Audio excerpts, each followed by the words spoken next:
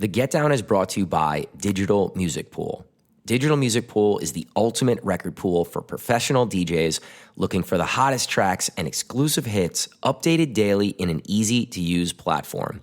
You can find exclusive edits from myself, Cream, Adam B., Andrew Marks, Angelo the Kid, Armin Averu, Chumpian, Dan FX, Castra, Pat C., and Samus J. only on DMP. And we're giving you a chance to try their service for just $9.99 for the first month. All you have to do is click the link in the show notes or on the Get Down or Cream Instagram pages, create an account, and enter the promo code CREAM at checkout for your discounted month. DMP is my go-to record pool for new and exclusive music to play in my sets.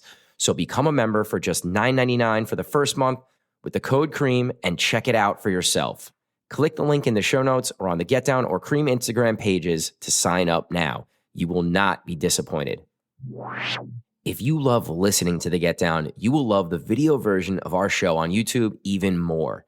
With all new audio and video upgrades, we've taken the show to the next level. On YouTube, you get to see our facial expressions, hand gestures, and real passion we have for this industry and for helping you grow your DJ business. Click the link in the show notes or on the Get Down Instagram page to watch the podcast now or search Get Down DJs on YouTube. We would greatly appreciate if you subscribe to our channel, like, and comment any questions you might have that we could bring up on the show.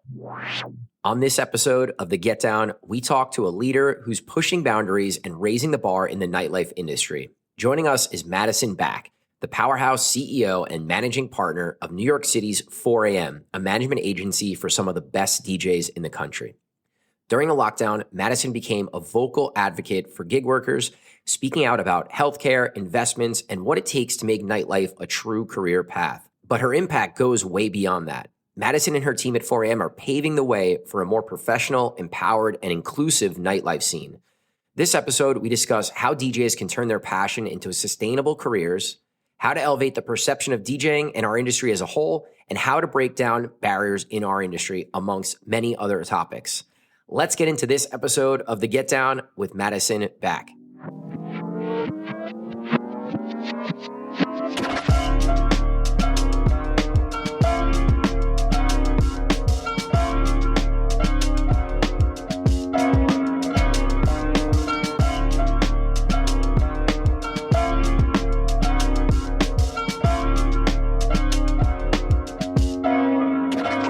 What's up, guys? Welcome to the 145th episode of The Get Down, brought to you by Digital Music Pool. My name's Cream.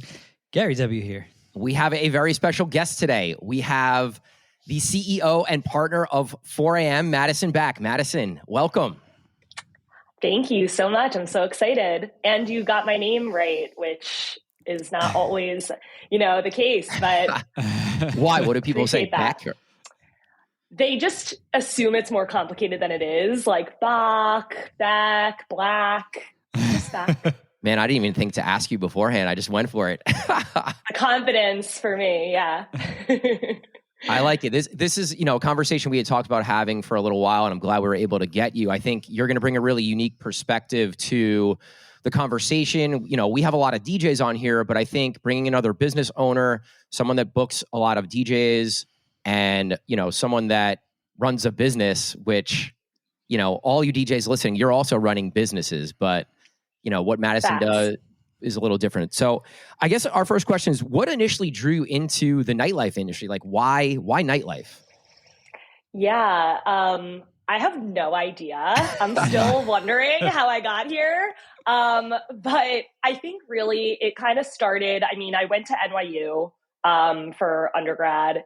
And I think when you move to New York City, you got to fall in love with nightlife in some way. And that is such a broad umbrella term for what is happening here in this city. It could look like so many different things to different people.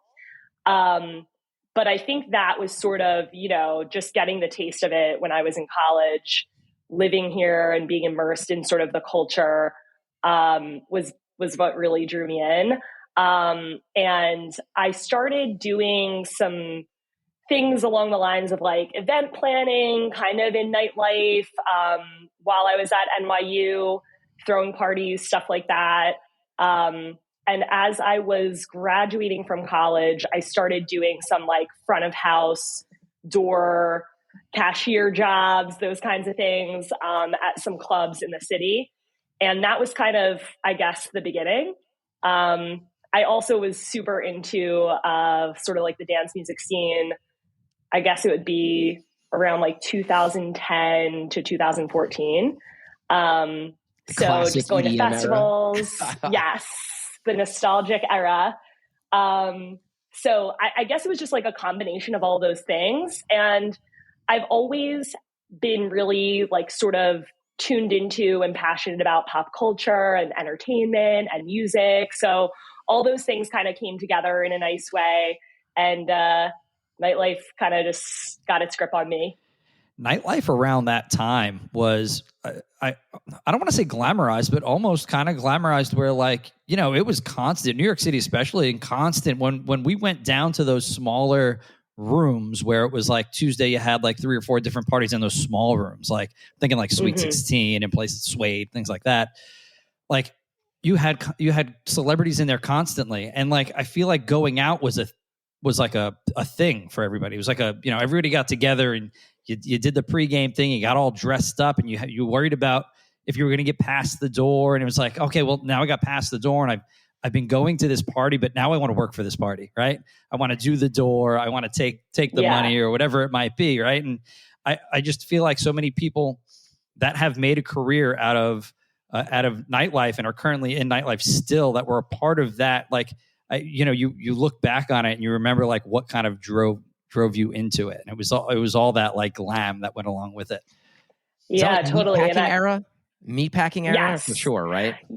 Yeah, and I mean, when I was a freshman in college, so 18, doing the like welcome week thing, which I don't even know if they're really like doing that anymore, to the level that it was like at that time. I mean, it was just insane. Like, you would go out every single night for like 8 to 10 nights straight at these like 18 plus, that was like your foray into it, where they would, do a buyout of the venue, and it was just kind of like chaos with teenagers running around. But that was like, I remember thinking like, oh my God, like there's just like so many different clubs. Like, you're so overwhelmed, like when you first get to the city, just like kind of trying to wrap your arms around it. And I think it's a little different now. Like, I think it's less about the room and more about like who's throwing the party. Right. So in a way, I kind of like feel for the younger generation, because I feel like it's a little bit harder in some ways to like actually navigate. Whereas like there were like Facebook events with parties, and like, it was just kind of like a different era back then. Yeah, I think there's a real shift that we're seeing in nightlife, and you kind of brought it up, but I think more experience. People are going for the Drake nights or the John Summit nights, and less of the come to this venue because we always throw a good party kind of thing. And like you said, or there's a certain promoter or a certain company that puts on these events that always puts on really good events. And I think part of that is because I feel like there's a lot less rooms that are throwing parties now also. There's less people going out, less competition for where to go. It's like...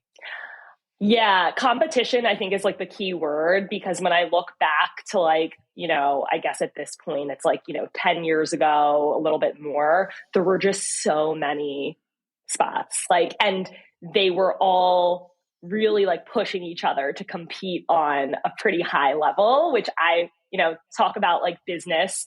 That's like an essential, like you want to have competition. It keeps everybody on their toes. But, yeah, I think it's just like a little bit more behind the scenes, a little bit more underground now. I think there's also just like a cultural shift with going out in general that has really like transformed the entire landscape in the last like couple of years post-pandemic. So all very interesting things, but New York City nightlife is never going to go away. So, I've been seeing there's, new rooms opening, new parties starting, and you can kind of feel like that, like hunger picking up back again. I feel like New York City's in a better place for nightlife than it's been in a while. I know the rates have kind of come up a bit in especially some of the high end venues. We're seeing some better venues and some more high end venues in Manhattan pop up where, for a couple of years it was sort of a wasteland where everything was really pushed to Brooklyn and even Queens. Right. Yeah, for sure. So yeah, what are you seeing in New York, and like where's what do you think the next thing for New York nightlife is going to be? Yeah, I mean, I think you're dead on. I think like it was just such a like task to go out in Manhattan in most recent previous years. And if you couldn't get yourself out to Brooklyn, you were sort of just not going out. So I'm very happy that there's like just like more action in general in Manhattan. I don't know. I think that there's a lot of like push. I feel maybe it's just because of like my age and demographic and like what I'm around and seeing. But I think there's like a big push coming from sort of like the millennial generation to reimagine what going out looks like. I've, talked for a long time with different stakeholders in the community about doing these like before midnight style parties. And I noticed Joyface launched a party like that. Obviously that's in Brooklyn, but that kind of thing I think is really, really great. It's like that kind of outside the box thinking that's going to keep the energy and momentum alive. Obviously still going to have those like late night parties. That's what New York City is like all about. But, 4 a.m. we kind of have to stick to believing in that mission. But I think that's something really cool that I've seen sort of take off and evolve. I think we're getting much more back into like the production of it all. Like I think when you're looking at like what parties are doing well or what's really interesting people, it's sort of like, what are they going to get out of a night out? Like, is it going to be worth it for them to like leave the couch or whatever it is that they were doing or endure a hangover or whatever. So I've been really excited to see that kind of evolve like at the Stranger. I'm trying to think like, what else has been standing out. I love, I'm excited this weekend. We have one of my clients, Mia Moretti, has a show at Hearsay, which super excited to check the room out. I haven't been yet. Obviously they've been booking like a really, really like strong showing of DJs. And that's in Manhattan, which, a few years ago, like you'd never think of that. It would definitely be a Brooklyn party. So I think it's good when all of the boroughs are sort of like functioning on a 10, kind of going back to that idea of competition, like everyone's just sort of being motivated by each other. So I think that's a positive thing. Yeah, I want to rewind here for a second because for some of our listeners who don't know like exactly what you do as a CEO at 4 a.m., let's give a little insight into like what your day to day maybe looks like, and then we can kind of get into what impact that you want to bring to the industry as someone in your position. For sure. So at 4 a.m., I guess like kind of just quick overview. We're an artist management company. We represent primarily DJs, DJ producers, and we also, just by nature of that work, find ourselves often consulting for and assisting different venues or different event producers with anything music entertainment related for their concept, project, venue, party, etc. So in those capacities, sometimes we'll work with other talent. We love working with you guys and your team, and other, partners on like production side and things like that, just to sort of work together to achieve the common goal of like having an amazing event experience, party outcome. And obviously the three of us know how music is like the make or break of that. So that's sort of the ethos of what we do. And, our mission with our DJ clients is really to help them grow and evolve as artists, or as DJs, or whichever kind of path they're taking through their career in music.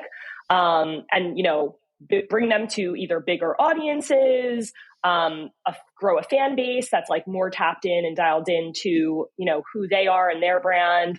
And we support them in kind of any and all ways of what that might look like based on what their objectives are. It's very kind of like custom, hands-on. We're super boutique in nature.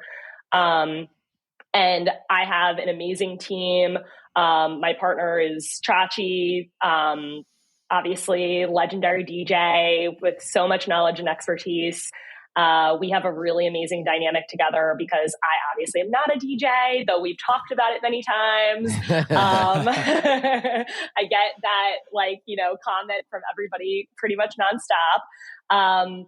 But I think it's really great to have kind of this counterbalance where I can come at things from this like very operational, organizational perspective, business perspective, which he also is very business minded as well, especially for a creative person. And he can kind of bring the perspective of somebody who is in the artist position. So we kind of have this like well-rounded kind of approach toward our management style, which, has been super helpful for me in my growth in, doing this. But yeah, so, we have DJ clients and pretty much my day to day. It looks like a lot of different things because as a business owner, as you guys know very well, like you're being pulled into a million different directions. Sometimes you've done like a 12-hour day and you're like, what did I get done today? Like, what have I been doing all day? Like sometimes you have those days, which I know you can relate, but anything from like financial accounting type stuff to, we have team members who work behind the scenes with us. So helping them cultivate their own career paths in this industry is kind of its own thing. I'm on the phone a lot with whether it's like our artists specifically talking about, strategic moves or projects that they're working on, music they're working on, how we're going to release it, like all that kind of stuff, on the phone and in meetings on site over Zoom with different kinds of clients. So it's sort of just a revolving door of chaos, but it's like no single day looks the same. And I think that that's something that, even as a creature who like loves habit and routine, I've come to really deeply love and appreciate about this job. I think for all of us, it's really, really amazing that we've been able to make careers out of kind of like dreaming something up and like crafting our own version of whatever that looks like. So I really hold that very closely to my heart. It's an honor to be able to do what we do. So that's kind of like high level, like what it looks like. Just a little bit of everything, just as we all a little bit of everything. I think something that really stood out when we first had some conversations and we jumped on a Zoom and kind of just got to know what each of us did and stuff like that. There was we were talking really high level things, empowering DJs and coaching DJs and really helping move this industry forward. I think a lot of times, DJs and musicians and nightlife people, we get negatively stereotyped a lot, right? And I think a lot of what we put out into the world with the podcast and everything else we do, and then also a lot of things that you were doing, especially during the pandemic, you were really outspoken and forward in helping DJs get grants, finding work for DJs, also talking about, medical and health benefits and different things like that. So I really appreciate the fact that you're and 4am and you and Scott are really trying to push what DJing is and what DJ businesses can be forward. So why is that important for you? Yeah, I think that partly comes from me not personally being a DJ or like creative. I'm like creative adjacent. I think like having one foot in the world of this like absolute mayhem chaos that is like nightlife, DJing, etc., and one foot in the rest of the world has kind of helped me look at what's going on in our industry and kind of just constantly have this voice in my head of like, well, why not us? Like, why not, my team? I know how hard all these people work and like, why why should they not have something that's a safety net for them in the future, retirement plan, health insurance, benefits. And when the pandemic happened, obviously that was like a glaring spotlight like onto that, not just DJs, but like all freelancers. And that was where I started to kind of get into like some advocacy work because I knew, shout out to Rafael Espinal, who he actually was a former city council member in New York City who was a huge part of creating the Office of Nightlife and the Night Mayor position. And he moved on to becoming the president, I believe is his title, of the Freelancers Union, which is like a cross-country organization. I believe it's like the biggest union or the second biggest union to teachers. And I kind of leaned on him a lot and collaborated with him in the early days of the pandemic because I just saw like the panic kind of take over everyone, kind of like feeling like they were about to get left behind. Like, people who had salary jobs getting unemployment and like, all these different things that were going on. And there was a lot of fear and panic. And I think I just felt very strongly like, you know what, like we've got to figure something out here and fast for everybody. And there's got to be a way. And there was, and there are. And I think we're going to continue to sort of figure those things out. Obviously, like, there is a very distinct difference between being somebody who gets a salaried position working for a company or corporation. And, those come with different kinds of things. There's an entirely different structure for that. We really are trying to work toward a place of figuring out, like, how would you potentially offer, like, some sort of health benefit, some sort of something to the people that we represent without having to then, like, just kind of completely change how they normally operate, which, like, the freedom of operating the way you operate as a freelancer, as an independent contractor is important when you're in our line of work. But how do we like push for more, I think is just like the ongoing conversation there. Freelancers Union doing amazing stuff. If you're a DJ and you don't know about them, go check them out, because even if you're doing everything by yourself, like they have ways to help you get better deals on health insurance plans and like all kinds of other things. So strongly suggest looking into them as a resource. But yeah, for us, like, I think I've started to sort of open up to other ways of what does that look like to like kind of think bigger picture for talent. And something that a lot of my DJs hear about from me all the time is just this idea of like legacy planning. Like, I really want to make sure, I've been doing this for about 10 years now, 11 years. And as such, some of the clients that I have are clients that I had from the very beginning, meaning they are 10 to 11 years older now than they were when we started working together. And it's really important to me to make sure that they are able to transition out of DJing whenever that time comes in a very meaningful way where they can still feel, if they want to, connected to DJing and the culture, a way that they can kind of continue to benefit from everything that they built. And, I think you said at the beginning of the podcast, they are businesses of their own, businesses of one. So, I kind of think about it in the same way as like a regular business or business owner might think about their exit strategy, whether that's because they want to retire or something else. So that's a very broad way of putting it, but I think it really depends on each individual person, what that might look like.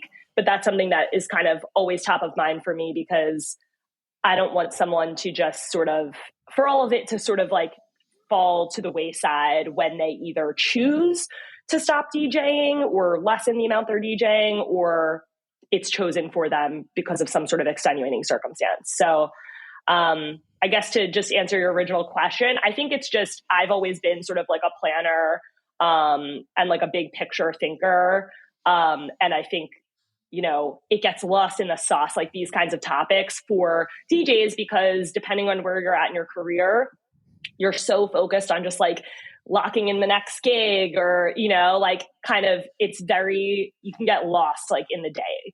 So trying to add a little balance to everybody in thinking of those things. It's definitely something we've talked about on this podcast numerous times to, you do have to think about what happens when that day comes, when you do play your last nightlife gig and you kind of age, because we're going to age out, right? It happens. I think Cream and I, as like the older statesman of our group, obviously, like we've talked about this time and again for the last 5 years and 6 years. And like the year has come that we've talked about over and over again, like where we've put like a timeline on what, I don't want to be doing this, and this when I'm X amount of years old. I don't want to say too much, but like, but it's, you have to start to get the wheels turning in thinking about post DJ life. And I think it's a great point to make where, you're open to talking to your clients and your artists about having those conversations and what those next steps could be. There are a million different jobs in whether it be nightlife, whether it be music, whatever it might be. There's a million different things you can do. And endless. You're right. When you're thinking day to day about what's my next gig and where's my next check coming from, it's like thinking 5 years down the road it can be overwhelming. Yeah. And I think like the most important thing I would just say to anyone is like, just start thinking about it in not the way of like, oh, I'm getting out of the game or like, completely like it doesn't need to be this scary thing. It can look a lot of different ways for a lot of different people, as you pointed out.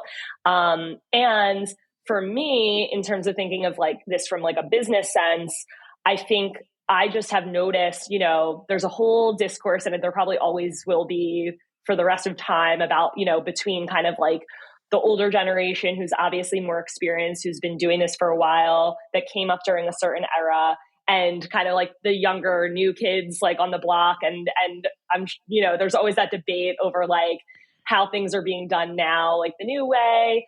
And I think I just feel really strongly there's such an opportunity for like mentorship, which I know we've talked about before too. Like I don't want these like amazing gems of like skill and experience that the DJs that are, in their mid 30s and up that we all know and love, like I don't want that to get lost like in this sort of transition. And I think there are a lot of incredible young DJs who are willing to learn from that generation that do have a lot of like reverence and respect from the more experienced DJs, the veteran DJs. So I think like finding a way to help be a part of facilitating bridging that gap is super important. So that's something we will always be down for. We're doing it on like a, in our own kind of like micro way with some of the DJs that we have on our roster, who are like 22, 23 versus some of, the other guys who've been DJing for 10, 15, 20 years. But, I think just kind of like having that sort of community is really important, and only good things can come from that. Yeah, I think that's one great thing for DJs about being a part of an agency or a DJ group or just some sort of a collective is, those young DJs can use the older DJs as far as following them, watching them DJ, asking them questions, asking them how to negotiate, a deal that an owner might come to them. So I think that mentorship is something that is really important to all three of us, obviously, but something, we talk to all of our DJs individually, but sometimes it's more important for a younger DJ to latch on to one of our older DJs and not me or Gary, like someone outside of either of us, and just have that mentor. And it's something we really push our older DJs to try and embrace, which is find one of those younger guys or girls and give back to them, like how can you help them? How can you help them get to the next level? Use your experience, use your knowledge. I think that's so important.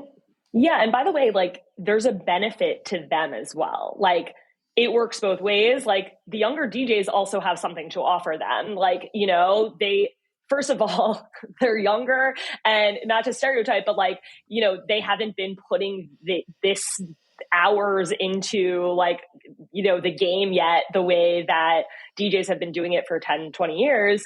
So they have like the thirst and the hunger and the stamina to like go out maybe 7 nights a week and like, like have their finger on the pulse of like who's on the come up musically, et cetera, new venue, a new promoter group. So like, I think it's a really like kind of symbiotic relationship. So I'm totally with you on that. Like I highly encourage it. it's a great way to like stay on top of your toes and like stay fresh and stay relevant. Obviously you can find ways to do that on your own as well. But I think it's important kind of who you surround yourself with. And if you spot somebody out there that you think is talented, offer them, a hand up. I learned so much from the young guys and girls on our team, like especially about what's popular in music for that 21 to like 25. That's number one. Like that's a huge deal for me because it's a different era. I didn't live through that, and I'll hear one of our younger DJs play something that I would never play in a million years, and the crowd goes crazy. And I'm like, wow, I need to work this into my set somehow. Yeah, it's like, and you can't. I mean, you can do like all the TikTok R&D as possible, but like, our algorithms are still set to us. So yeah, I think it helps a lot. The young guys and girls are funny to me, but like they're just being naive and just hungry, like you said, it gets them a long way. So it's interesting to see for sure. So something else I want to talk about, I think, obviously we talked about the negative stereotypes a little bit about our business, and what are some of the ways that we can teach some of these younger DJs to be more professional and act more as a business instead of just this one-off DJ? Because I think a lot of times, we came from this background of corporate life, and I try to bring some of that into what we do as DJs, and that always helped me. But many of the young DJs don't have that. They're coming right out of school, or they're coming from retail or another line of work, and they're trying to get into this. So what are some important things as far as professionalism and sort of acting as a business for the younger DJs? Yeah, I think this advice also applies to like older DJs as well, but because I don't know that everyone has gotten this memo, but like it has gone such a long way. If you can just be, I don't know how else to say this, but if you could just be like normal and nice. I don't know if it's asking too much, but no, like I really think like everything in life, and particularly our business, comes down to relationships. And the more you can kind of pour into the right relationships, and I guess you will have to figure out in your own way what is the right relationship based on, being very clear with yourself about what you want in your career, what you want in your life, etc. And the more you're in tune with that, you'll be able to very quickly identify what's the right kind of relationship, what's not, in business and otherwise. But I think just doing right by people, being normal, don't be a diva, don't be also so timid that like you can't, just have like a cool, like chill rapport with someone. I think that is worth so much. People really just like, you have to zoom out and remember that at the end of the day, like whether you're asking for like a booking or something else, like it's all about leverage, and you're asking something of someone else that they have to give to you. And it probably also impacts their ability to do their job in one way or another. Make it easy for them. Don't make it a stressful experience. Don't do something like, if you do get the gig or whatever it is that you're trying to, collaborate on, like just think about how it's going to affect the other people who have maybe stuck their neck out for you, and like really like hold yourself in high regard to that. It sounds like so simple, I think, when we talk about it, but then maybe when you're thrown into the environment, and like, again, we're talking about a lot of times like these like crazy parties, nightclubs, etc., stuff happens. So it maybe isn't as easy as I'm making it out to be, but I think just try your best to like keep that at the top of your mind, of just be nice, treat every single person in a venue, for example, with kindness and care, from like regardless of like who they are, whether they're a patron, they're someone working, they're the bouncer, they're the bar back, they're the GM, like everybody should be treated like gold. It's a hard industry. Like we should all be empathetic. And I think just like, don't be a diva. That's my advice. And you really have to like know where you stand in things. I think it's easy to kind of get like a big head sometimes, but that turns people off like crazy. And I've seen people really screw up a lot of opportunities, block a lot of bags by just not being self-aware and being a little short-sighted in how they treat people. That, to me, that's probably like the number one thing that I would say to anybody. But that's great advice. Really, it's so important. Like and you might not realize the bags that you're blocking. Like that's the thing. Like how do you know, like unless you literally get fired from, a project or a venue or something, you might not realize it. But like for people like me sitting in like the manager seat, from our perspective, like we can see so many opportunities, and like there may be things about what you are currently doing or did in the past that make it an impossibility. And, you kind of just cut off a whole possible trajectory you could have gone on. So that is my advice. So many different scenarios running through my head right now. I like be persistent, but not annoying. That's always don't be annoying. Don't be annoying. I just have to say, like, there will be really persistent and annoying people who get gigs, and you'll see them getting bookings. You have to remember that even if that's working for them right now, word is spreading and feelings are contagious about that behavior. And it's a short-term, short-lived thing. Like, that's not how you want to get your success. Like, even if it takes a little more patience and time, just be chill. Like, obviously, like, we all want to follow up, and like, that's okay to an extent, like I think you were alluding to, but just don't be annoying. It's a fine line. It's a fine line. There is a fine line, and like keep it real with people. Like one of the things that always annoys me personally is now this is going to turn into like a venting session, but I think like just keep it real and be direct, because time is its own currency, and like no one likes to feel like you're kind of like working them. Like, if you want something, just ask about it, I think is probably my other piece of advice. Don't try to like butter someone up or like, feign interest in something. Like, we're all doing business. Like, it's okay. Just cut to the chase. And that's something that like I try to ask. Not everybody is like this, but like I try to ask that of clients and other kinds of people that I'm working with. If I'm like pitching a certain DJ to like, a promoter or a venue operator, I really try to like create that space. This is why it's important to have a manager, I think, also eventually, because you want to be able to get honest feedback from folks in like a safe and like professional, appropriate way. And people are scared to do that sometimes. I think like a lot of us worry about like hurting people's feelings or, whatever it may be. I try as much as I can to like cut to the middle of like, please give me your honest feedback about this artist or like where they're at, or if you think they're a fit, because that'll only help me and my artist, with that information. And I can then deliver it in a way that maybe is a little more conducive to that person and their feelings. But I think that's also super important.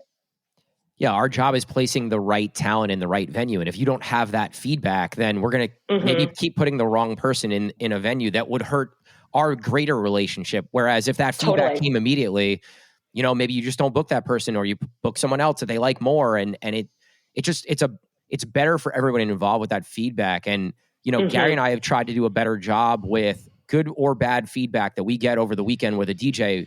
Monday, Tuesday, Wednesday, like we have to, maybe it's a quick voice note or a convo or a video that we send them, but passing that information along and kind of ripping the Band-Aid, whether it's good or bad, is super important for the growth of everybody, and also the success of the relationship with the venue.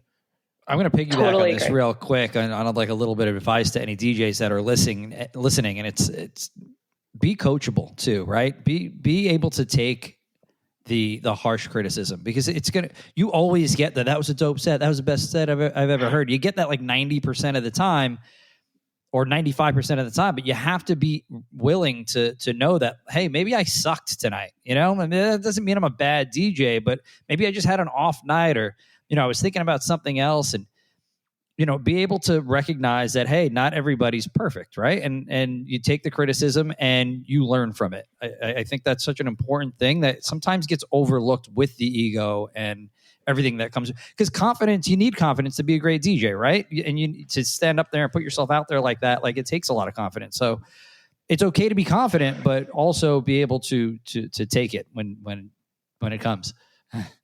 Yeah, I think that's super important advice, because also a lot of people will say they want feedback, but like they're maybe not ready for it. And it is tough. Like, I really do feel for DJs in this way. You kind of have to be everything all at once. Like, you have to have a face of confidence and like bring it, while also maybe feeling really insecure, wanting to be coachable, wanting the feedback. Like, you kind of have to like manage all those things at once, which is really, really hard.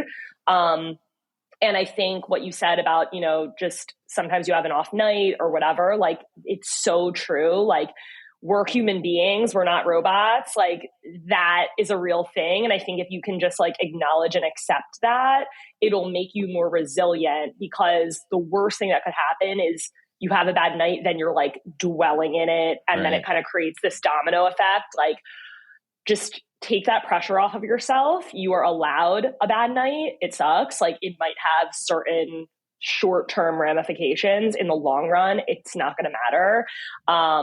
But it will matter the more that you sort of like prolong staying in that space. So try to just like accept it and use it as motivation. It. That's the advice I always give. Use it as motivation for the next time you're in front of that person who gave you the negative feedback. Think about it, and you do the extra prep, right? Do your extra homework, practice a little more, or whatever you have to do to really prepare for the next time you're in front of that person or in that venue, and use it as motivation to crush the next set, you know? And prove that person wrong, or show them who you really are as a DJ. I think that's so important. Yeah. And the right person, like Booker, whoever it is, like who is smart, is going to see that and say, wow, that is someone that can take feedback. That is somebody that's capable of adapting and evolving. I would much rather work with that person than somebody who maybe like does well consistently, but like, could they really deal with a curveball? Like, I don't know. Or if shit hits the fan and I need to have them change gears, like, will they be receptive? So the right kind of like decision maker, whoever it is, the venue owner, whatever, they will, if they're good at what they do, they will recognize that and like really value that. Gary's being coachable. It's important to be coachable when you're in the booth too. Like, nobody's big enough to not do something that someone in the venue is asking you to do. Like, sorry, guys. Well, I have opinions about this also. I agree. But I've seen the damage that, like, when somebody takes that like too far, I've seen the damage that it can do to a DJ. Like, I think there's a lot to say here, but something that I am also always telling our DJs is like, you are the expert, like, be coachable, but like, you're also the expert, and you need to be able to kind of navigate that very sensitively with, like, you know, if it's the GM or whoever from the venue, because, or like if you're playing a private event and it could be like a private client, because you're not, this is such a played out like phrase, but like, you really are not a jukebox. Like, they are hiring you, at least at like our level and beyond. Like, when they are hiring one of our DJs, you guys, etc., it's to do more than be a Spotify playlist. So, like, respectfully, like, you know, taking your feedback into consideration, but also respectfully, like, let me do my thing. And if it doesn't work, we'll like figure it out. I'll pivot. But just like, you know, I think sometimes people take it a little too far. And I think that's just like it's usually like coming from, it's slow, or like, you know, like there's something going on in the environment that like isn't necessarily completely about what the DJ is doing, but like they're the first line of fire. So, or it's a DJ that's never been in the room and they don't feel comfortable with them yet. Yeah. So they're just like all over you, hovering. But hovering. And that is like another thing that it's like, you know, where I'm kind of alluding to, like, you have to be all these things at once. Like you have to be able to be like professional with them and like respectful to them while also kind of figuring out how to like still have a good outcome on the dance floor. So I don't know. I think it's like a very case by case basis with that. And I would never want a DJ to like fall into this mode of just like defaulting to do whatever this person who is not the DJ is telling them to do, because it's like probably not going to work. So, you know, sometimes it's like good feedback, but not always. And you're going to get blamed either way. Yeah. Yeah. So I think for a certain, once you reach a certain point as a DJ as well, you know, you can kind of say like, well, you're hiring me to be me, right? Like you're hiring Cream, you're hiring Chachi, you're hiring Gary to go be you, who you've been for 10 plus years or however long, you know? And maybe that's just a venue that we don't want to work at anymore kind of thing. You know, if someone is really hands-on like that and not allowing the DJ to be the expert, like you said. Yeah. Agreed. Are you guys do you deal with that a lot? Are you dealing with like DJs walking out of gigs being like, I'm never playing there again? And then like being like, oh my God, it happens all the time. And then it's like, you have to kind of like figure out, like, is this a red flag for like the venue or the person who's which one? Yeah. You know, who's in the wrong here? Who's in the right? The good news is, I guess, about figuring that mystery out is that we usually have like multiple data points. So whether it's like multiple DJs that we personally work with, or just like, you know, we're all connected with everybody. So we can kind of quickly figure out like, is this a venue problem or is it a DJ problem? We also know our talent like really well. We get enough, you know, experiences to sort of formulate an opinion.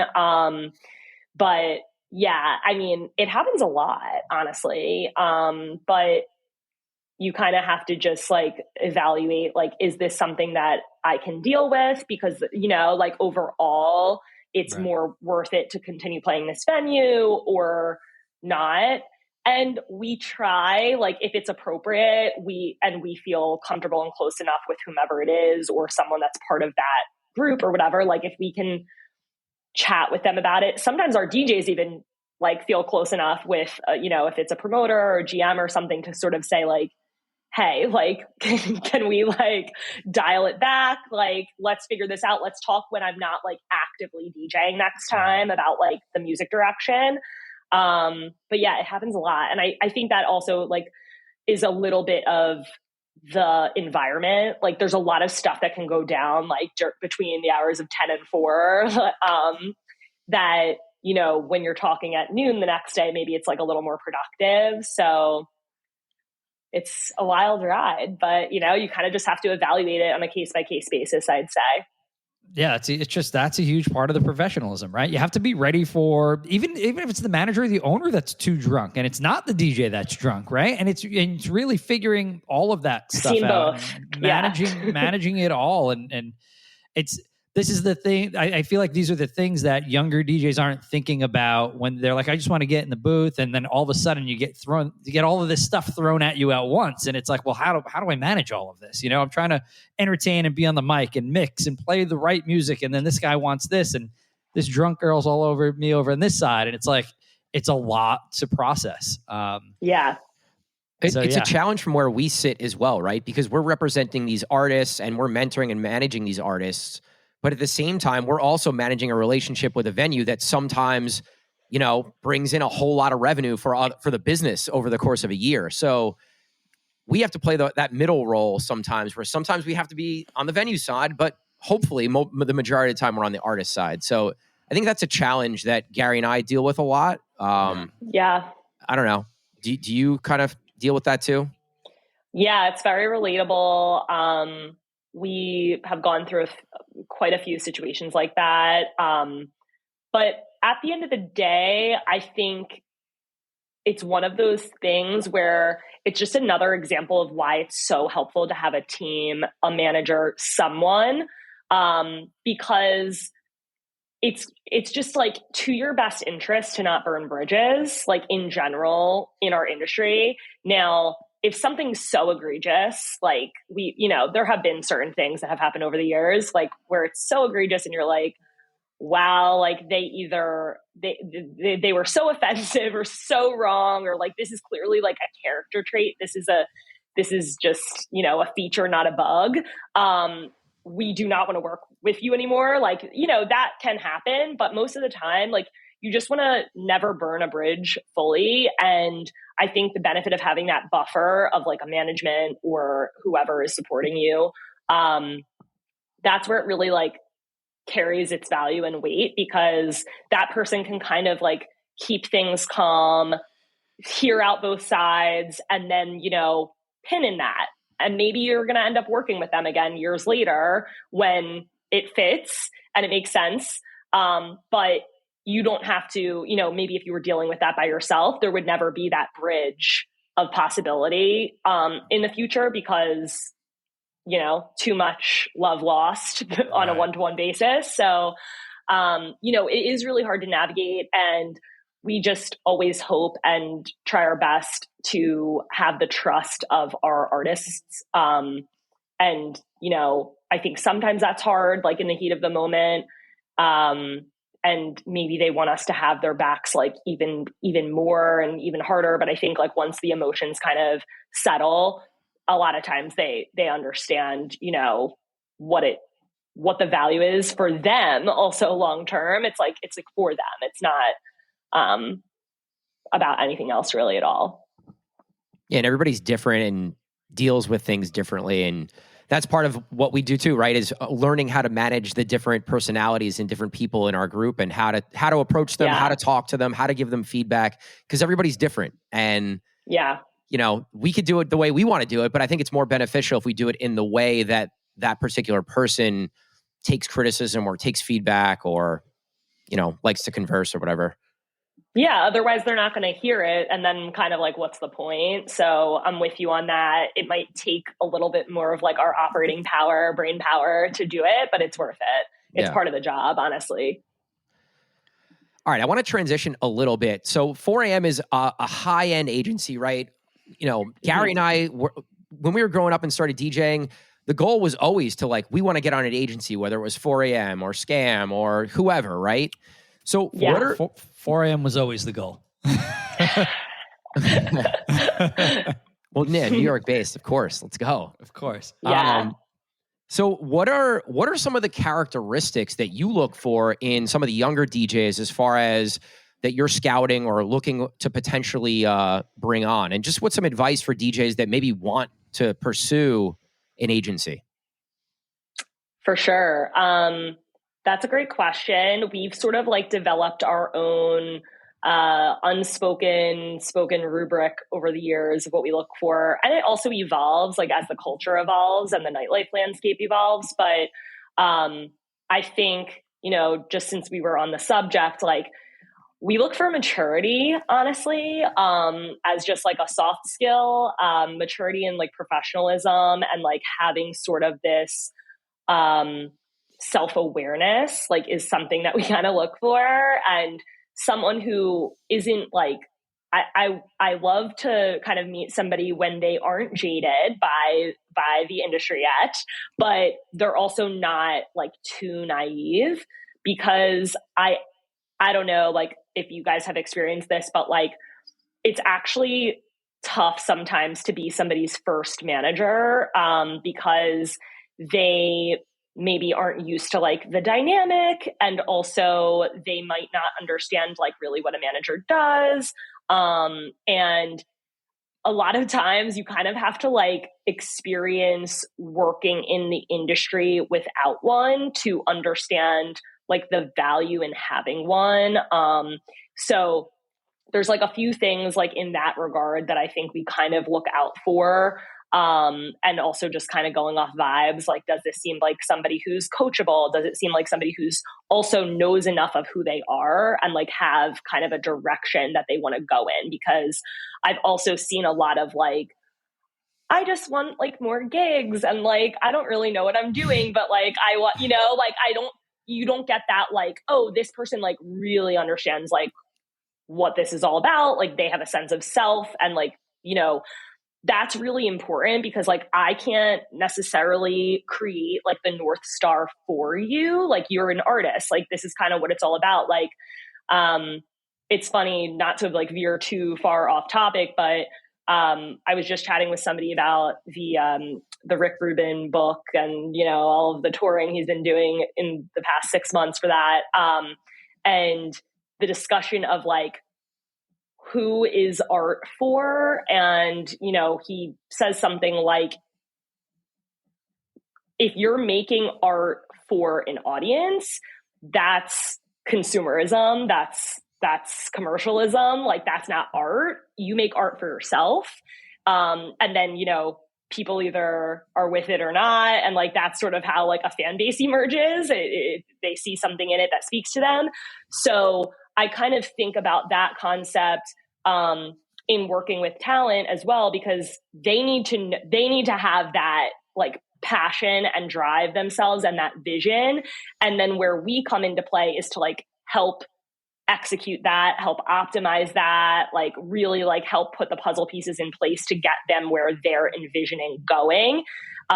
It cannot be like, I come up with that for you. I mean, I guess that does happen in the music industry, but that's like not really what we're interested in doing. We're not trying to make like a industry plant DJ anytime soon. So those are a couple of things that we really look out for. And we're pushing everybody. Like we came out the gate this year, like telling every single one of our DJs, regardless of how many years they've been doing this or not, like, we want more content from you. We want more music centered content. Like this is something that you should want to do for you, like on its own, but we're going to kind of like hold you accountable to that because, again, I think it's just something that happens. Like you can kind of get lost in the shuffle of like your day to day, month to month, but you got to remember like what your job is and like what you're here to do and like why you're doing it. And it's for love of music at the end of the day. And like making people dance and like all of these things that we all agree on. So we want to see that somebody is sort of like very actively invested in their career and giving us things to work with and to sell and to package and all of that. We cannot do it for someone. It really has to come from them. We can help support, but that's probably like, those are like kind of the couple of top things that we really look for. And just, not so irresponsible that like, we can't trust you to like get to a gig on time or, like you get too shit-faced at a gig or something like that. Like the big red flags. Yeah. But other than that, it's just those kind of core features. Are you pushing your DJs to be more artists, to be like more music producers and produce their own? Or are you letting them kind of navigate, are you seeing something in somebody and be like, okay, I think we can really grow you as an artist. Like maybe music production is something you should get into, because as we've seen over the last 15 years, you've gone from, you can be a very good DJ and you were able to make it 15 years ago as just a good DJ. And now that's not really the case anymore. So are you guys kind of guiding people into more of a production artist role, or do you kind of let them kind of take the lead on that? Yeah, I think our whole thing is just, you have to have something, and it doesn't have to be music production. Like, I think if your career, like you evolve in a way, like maybe you want to have a podcast and like maybe you want, it's kind of coming back full circle to our original conversation about legacy planning, but this isn't even legacy planning. This is just like evolution of a career. You have to have something. And I think, a lot of people gravitate towards music production, but it doesn't have to be that. Like, that's not for everyone. That might not be your passion, and it might not be like what you love about DJing. So we just try to encourage our artists, and often like that's also something that we're looking for in artists that we might be taking on, is like they kind of have layers to them of what they want to do, because if not, it becomes stagnant and transactional. And it's increasingly harder to sort of like sell someone who doesn't have things going on beyond the gigs they're playing. You know, you can't, I think we've kind of like moved out of the get that next gig by selling other gigs thing. Like, Right. you know, you kind of have to have more dimensions to you. But like the good news about that is it's like a whole wide, endless open world. Like your thing can be anything. You just have to follow whatever that is. And I think like there's a missed opportunity for so many DJs, like young and older, because to me, like the whole original premise of what a DJ was to me is like you're a musical tastemaker. Like I want to hear what DJs have to say about any and all things going on with music. Why are we not hearing from more DJs about that kind of stuff in like, you know, like a bigger format or platform? So yeah, we definitely push everybody to kind of like do something. And if it can be music at the center of that, even better. Sometimes it's other things, but it's sort of like entertainment or pop culture adjacent. But yeah, it's got to be something. I feel like we've gotten so laser focused on like, you know, produce music that you don't think about these other things that you can do. Like you said, the podcasts and, you know, Kareem, like your Spotify playlist, even for you, has grown exponentially. And that's just nice. You don't even have to have like your face behind that, right? It's just a playlist of songs. Listen, my face is on the playlist cover this year. I figured that. But like, you know, you're right. There are so many things that you can do creatively that you can center back to music and bring back to music to showcase kind of the type of DJ or the type of person that you are as an artist. We talked about how there are less venues, right? There's less gigs total out there in the market, but I think there's more DJs right now. So for us as DJs and artists, it's how can I set myself apart from the pack? And for each person, that could be a different thing, right? It could be a Spotify playlist, it could be a podcast, whatever it is. It's going to be content related or it's going to be music related. So if you're not working on one or both of those things, you can't expect that you're going to outpace the pack. You know, you're just going to sit in the pack and you're going to make, you know, you're going to book your local gigs. And if that's what you want to do, that's fine. But if you want to grow as an artist into some of the better spaces and travel gigs and festivals, you have to be doing something extraordinary, right? Something out of the ordinary that is going to set you apart and show that there's a reason why someone would want to work with you or book you. You know, you have to show value in some way. And I think that gets lost, and it's so important. Yeah, I completely agree. And I would also say, like, going back to this concept of like, you're a business of one and all of that. I feel like, you know, when you think about other kinds of businesses, like, and someone decides to start a business, okay, I'm opening a coffee shop, right? Well, there's Starbucks and there's Dunkin' Donuts and there's a million other coffee shops that do so well. Like, why do you need to start a coffee shop? I feel that I'm passionate about this and I have something unique that I could bring to the table and I'm going to carve it out and boom, there, I have a successful coffee shop. Like, I kind of feel the same way about like the crowdedness of the space. Like, who cares that there's a lot of DJs? Like, or like seemingly less opportunities. Like, if you are focused on you and passionate about what you do, and like you said, like you're kind of pushing your own envelope, like you're always growing, you're gonna attract clients and customers and opportunities. It doesn't matter that there's, you know, other musicians, other DJs out there. And not to go too far into this kind of like woo-woo conversation, but, you know, we're in this era where like artificial intelligence and like all these things are kind of like popping up. I think it makes even more of a reason of like why it's so important to be unique and be a human being that's creating art and or involved in the artistic space, because there's simply something that like a unique human can like think up or do that like just AI will never be able to like exactly replicate. So I don't think there's any reason to be discouraged by like the fact that it's a crowded, you know, quote unquote crowded space. Like if you're just focused on you and like always being better than you were yesterday, you should be good. Yeah, there's a lot of lanes to success, and no two lanes are the same. And just because someone that started DJing at the same time as you is doing more than you, maybe right now, doesn't mean that you can't surpass them, in your own time, right? It's everyone's on their own timeline, so don't compare yourself to other people. And like you said, just keep doing the work, and you'll see the fruits of that labor for sure. Definitely.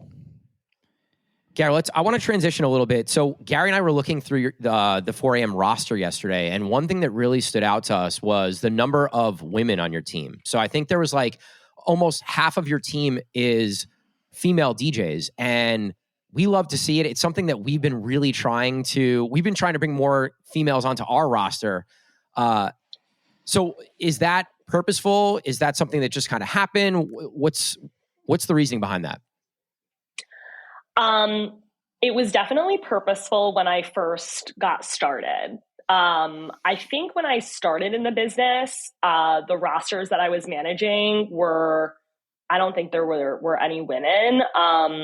I eventually started working with the Dolls, Mia Moretti and Margot, violinist. And I think they were the first female artists that I began working with. Also Brooklyn Dawn, a little more back in the day at 4 a.m., who's also amazing. And I kind of just realized, like, why is this so like male dominated? And I kind of went out, definitely, like, maybe subconsciously, like, looking for that. I think also as I kind of continued to gain experience and exposure within the industry, it just kind of organically, naturally happened because I think, especially in a male-dominated industry, like, women will seek out other women, like, even more than maybe in industries where it's a little more balanced, because you're kind of looking for, like, that camaraderie and safety. And there's sort of this, like, trust there, just, oh, it's another woman. I mean, maybe you should be more discerning. But, it's another woman. Like, I feel a little bit more safe in this context, just on a baseline. So especially in nightlife, I mean, women go through hell, especially if you're a DJ and you're, like, on the front lines and dealing with all kinds of crazy stuff. So I think it kind of, like, started to organically just evolve as, like, I kind of moved through my career. And I would say, like, kind of like a turning point, when I worked with Kiana Parks, who's, like, one of my favorite DJs and people, worked with her for several years during, like, a really pivotal point in her career. And I think, like, I would honestly attribute that to getting a lot of, like, attention, I would say, from, like, other women DJs and, like, other people in the space, because she's also, like, I don't know, I think she kind of, like, emanates that sort of energy as well. And I think, after managing her, we sort of just naturally picked up a lot of women DJs, producers, etc. And I love working with women. I love working with men as well. I think, like, across the board, like, diversity is just really important. And it makes everybody better. And I think, we have several women who work on our team internally, as well. And it's just been, like, a really positive experience for everyone across the board. It's funny because, like, I don't think it really felt so much as, like, a deliberate thing for a lot of people. And in a way that was good, because it just sort of, like, normalized it, especially for the DJs that are on our team. Like, I think hopefully people think less of it as, like, oh, that's a female DJ. Like, it's just a DJ. Just that happens to be a woman. And, like, we can move on with our lives. So I think, like, that's kind of what we're working toward in general. It's very normalized for us. I know the rest of the industry, like, still has not quite caught up to that. Like, I do the, hardest eye roll ever every time I see, like, a lineup go out, and it's just like, it looks like the same, like, promo picture, like, 12 times in a row. Like, the person almost looks the same too. But yeah, I think, like, if I think it's just, hopefully it's like having a gradual and increasing impact where we're pushing past certain stereotypes. I mean, like, if you are a conventionally attractive woman who looks a certain kind of way, who's a DJ for the longest time and even to present, there's just like constantly, you're like working against this idea that like they're not actually talented. Like they're just filling this aesthetic space, which is so far from the case. So we're trying to push past like all those kinds of things. And kind of going back to our earlier conversation about like mentorship between more experienced older DJs and younger DJs and like kind of that symbiotic relationship. Like I think there's a lot to be said about like men, women, non-binary, like all across the spectrum, like being in a community together and learning from each other and working together, because it's just different added perspectives that like you might not get yourself in your own sort of bubble. So that it sort of was just like an organic thing for us, frankly, but we're super proud of it. I know all the guys that are part of our crew like are very proud of it, very, proud of and protective of the women who are on our team. And they all like, I think it's like they all kind of like feed off of each other's energy and like push each other in different ways. There's just been such a crazy demand lately that at least that has been coming across our desk. That's for like, you guys. We want a woman DJ. And it's like, all right, well, we have, a handful, but it's like a lot of times they're booked out right now, especially right now, because everybody loves to have a woman DJ in their space. And I think, unfortunately, right now, in some spaces, it's for aesthetics. But then once you put a talented person into that position, they're asking for them back over and over again, which is nice. Right. So we spoke to one of our female DJs, and she's like, I hesitated a little bit about jumping into this DJ culture because of all of those unique challenges that women have. Kind of what advice could you give girls that are like, oh, you know what, I kind of want to take the leap and I want to start DJing and put myself into this nightlife space, but I'm a little nervous because of all of those challenges that we all know, that we all know of.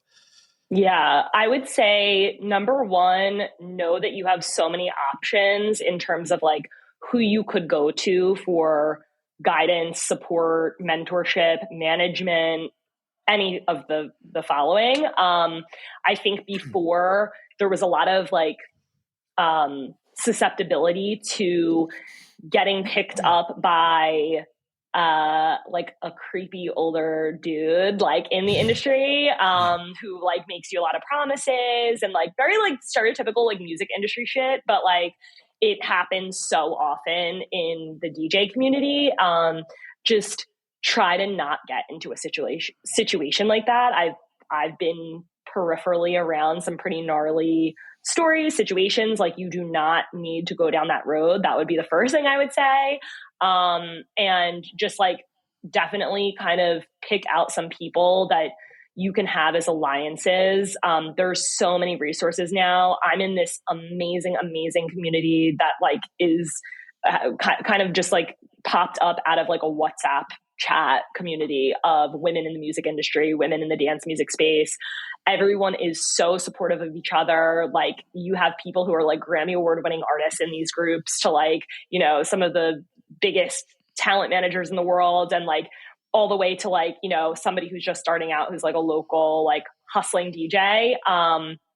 And everybody is like super eager to help each other out, give advice, etc. So I would just say like, look for those kinds of communities.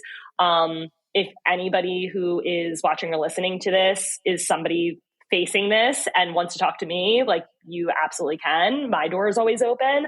And just like focus on being a really technically skilled DJ with great musical knowledge.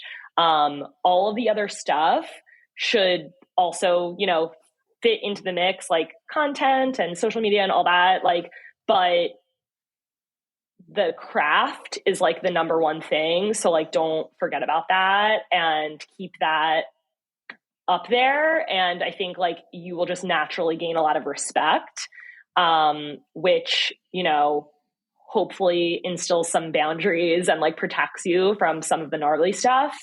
But yeah, I think like thankfully the landscape has shifted a lot already. And you know, there are things to be obviously like hesitant about and like concerned with, but there are definitely ways to avoid a lot of it.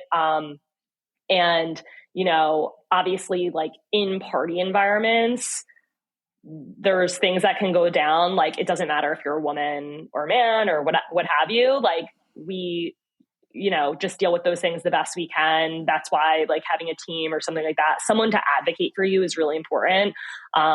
There's actually a male musician that we work with who I had a conversation with in the past year because of some, you know, difficulties that he experienced during an event with clients that was like an invasion of space and like all kinds of things. So like it really, like things can happen to anybody. That's why it's really important to have an advocate. Advocate for yourself, obviously, first and foremost, but like make sure you always have somebody like in your corner, whether they're there with you or know what's up, that can help you out. You can't prevent every possible situation from happening. So just make sure you have like resources around you. Love that. Incredible advice. I think the other thing too, like women in the music industry are absolutely crushing right now. Like Taylor Swift, Yes. biggest artist in the game. In hip hop, I mean, the girls to me, and Gary and I have talked about this all day. Like, I'd rather listen to the female rappers right now than any of the male rappers. They're killing it. Like that is also like, by the way, like that is like my like favorite like genre probably if I had to pick. But it's like we're back in like the glory days of like women in hip hop. So like, are you all in on like the Meg and Nicki beef right now or what? Yes, I've been in. Well, I mean, for those of us who are Megan Thee Stallion fans, we're sort of like out of it because it's just Nicki kind of spiraling. Wow. Okay. I love Nicki Minaj as like, I love her music. But it gets hard sometimes with these artists, separating the artists from like how they are acting in their regular life. But I've been a Megan Thee Stallion fan for years, so I am thrilled about her success. Love her music. All right, so we're gonna get into some quick hitters here, just like some. You can kind of just name off some stuff. So we talked a lot first about the dance music industry. So who is your favorite artist in the dance music world? Oh my God, that is such a tough question. I think LPGOB is killing it, and I love like the way that she treats other people in the industry. So like she definitely gets my vote in that regard. There's lots of, I mean, not just women DJs, obviously, but like also it's been like incredible to see like Peggy Goo, like the whole like transformation blowing up in the past few years. I don't know. There's so many. It's hard to pick. I saw LPGOB at Breakaway Festival in Charlotte this summer. How was it? She was great. It was probably my favorite set I heard. I was only there for like 3 or 4 acts, but she played my favorite set for sure. As a deadhead, I'm all on board. Love her for it. Yeah. She's been playing a lot of post-dead shows, and she produced a Jerry album that was okay. It wasn't bad, but it was good for the house music side of things. But I love her as well. I've been following her around a lot the last year and a half. In the hip hop world, is Megan your pick? Is that your girl? Yeah, but like I have to confess, like one of my top artists listened to on Spotify, like don't clown on me for this, last year was Sexy Red. Wow. You know how they did that, like, did you guys see in Spotify Wrap this year? I love how they like will come up with different ways to like pull the data together. But this year they did that whole, like, what's your, I don't know if they called it like the sound city or like listening city or whatever. And I'm watching like every single other girl I know in my age group, they're posting like, I don't know, it was like some sort of like Midwestern town. It was like Taylor, because they listened to a lot of Taylor Swift or something. And mine was Tallahassee. Okay. Which I was like, oh my God, like, how did I end up with like, this says a lot. But yeah, I I think Megan Thee Stallion is probably my number one in hip hop right now. Yeah, she's killing it. What was the last concert or concert ticket that you paid to go see? That I paid to see. All right, that you just you attend? Because I know we get to go to a lot of different things in our line of work. I guess like traditional concert or like festival was probably Lollapalooza last summer. I've been to like a million shows and stuff since then, but it's like the thing that's standing out in my mind because my bucket list, one of my few remaining like artists to see on my bucket list in my lifetime was Red Hot Chili Peppers. I've wanted to see them for my entire existence. They were unbelievable. It was like better than I could have even imagined. So that was a highlight for sure. I've seen, I don't know, there's just been so many, I've appreciated like live music, like even more than ever before after the pandemic.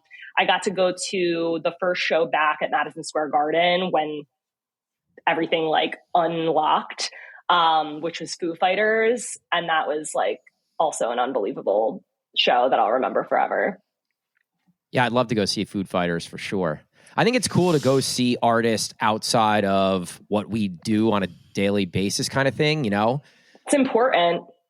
It's just, it's another perspective, and it's kind of, you get some creative juices from that you don't necessarily get going to see an EDM or a hip hop artist. So I love that. Yeah. And like, you gotta remember, I mean, I think it's really hard for DJs. Like you're always kind of like, your mind is probably always thinking about music in a very specific way that the rest of us don't have that burden. But just to do things for fun, like for no other reason. Chachi and I were talking about this the other day. Like, I forget what we were talking about going to, like some sort of festival or something conference, something that was going on somewhere. And I was like, oh yeah, are we going to do that? Like, cause strategically, like, shouldn't we go for like, what's the reason we're going? Like this and this. And he was like, to have fun.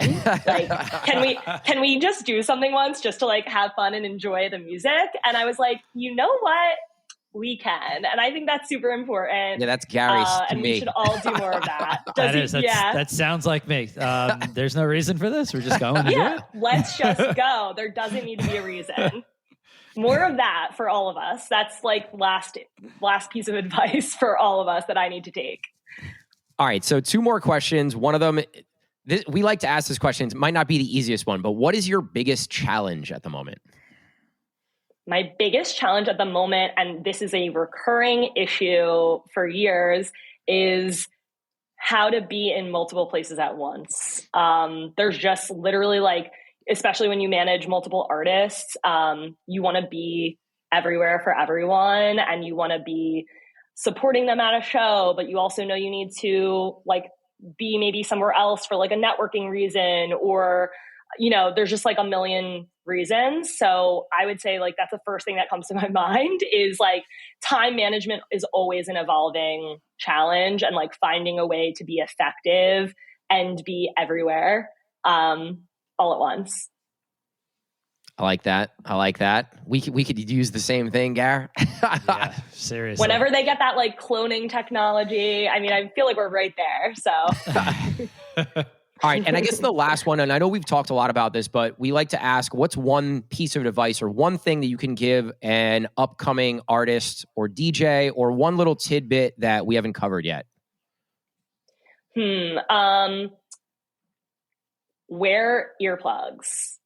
That is the direction I'm taking it in, because I now am seeing the impact of my beloved DJs that did not do so at critical window of their life, being around loudspeakers, etc. It is so important.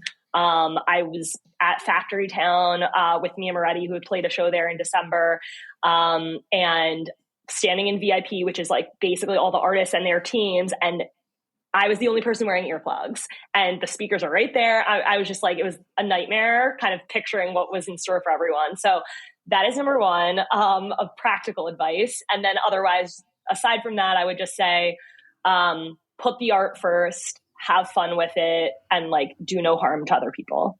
in the process. I love it. Love it. That's a great way for us to wrap up here. I want to shout out some of your team that we work with, and shout to Marty Rock and obviously Chachi and Rick Wonder. We talk about Rick a lot on this podcast. He's been on the show before, and I would love to get some of those other guys on here at some point too. So I'm sure we can make that happen down the road. But absolutely, Madison, thank you so much for joining us. We appreciate you. Thank you guys. It was so much fun, and looking forward to doing some cool stuff together this year. For sure. All right, guys. Thanks for listening to this episode. We'll catch you next week. Peace. Peace, guys.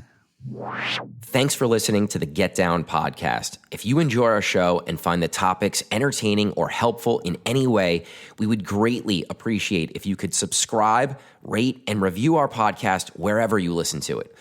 We want to help more DJs, and subscribing, rating, and reviewing the show is the best way for us to do that. We appreciate all the love so far. Thanks for listening, guys.